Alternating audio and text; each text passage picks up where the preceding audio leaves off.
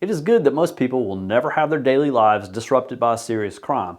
However, the few who do often find themselves unfamiliar with the nuances of the legal system. That can frustrate and confuse victims.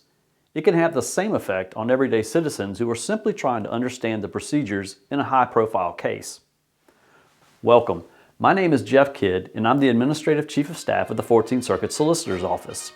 We bring to you this video series to explain the criminal justice process in the 14th Circuit and to make the confusing clear.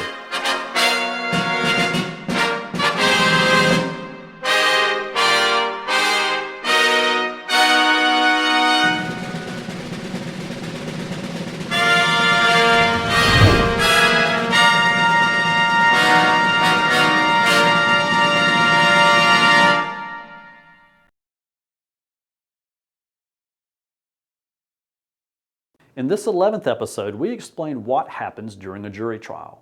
All defendants are entitled to a trial before a jury of their peers. In fact, defendants have additional rights that affect the conduct of these trials. For instance, the presumption of innocence and the protection against self-incrimination.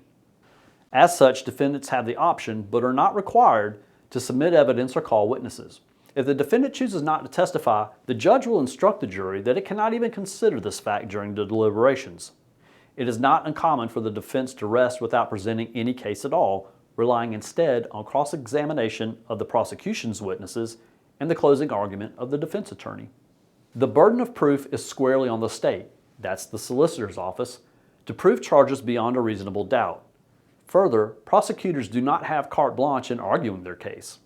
Under most circumstances, for instance, the state cannot mention the defendant's criminal history in front of the jury or submit hearsay evidence.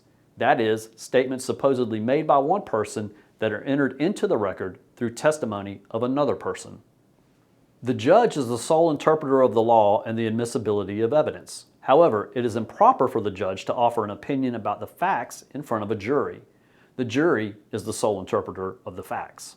After the prosecution and defense have had opportunities to make opening statements, present evidence and testimony, and make closing arguments, the judge will instruct the jury on the law. Jurors then retire for deliberations. All 12 jurors must agree on the verdict, and they must consider each charge separately if the defendant faces multiple charges. Occasionally, a jury cannot reach a decision, resulting in a hung jury and a mistrial. In that event, the solicitor's office will decide whether to try the case again in front of a new jury. If the defendant is convicted on one or more charges, the jury is dismissed and the judge begins sentencing proceedings. The exception is when capital punishment is a possibility. In that case, a second phase of the trial begins in which the jury determines whether the defendant should receive the death penalty. In South Carolina, sentencing usually follows immediately after the reading of the verdict, but it can be conducted at a later date too. There is no set time frame for the duration of a jury trial or of a jury's deliberations, although most trials in the 14th Circuit typically range from 1 day to 3 days. This concludes our 11-part series on the criminal justice process. I hope you found it informative and entertaining. If you'd like to watch all of the videos in sequence, visit the URL you see here. Thank you for watching, and if you enjoyed what you saw, please remember to subscribe to our YouTube channel and follow us on Facebook.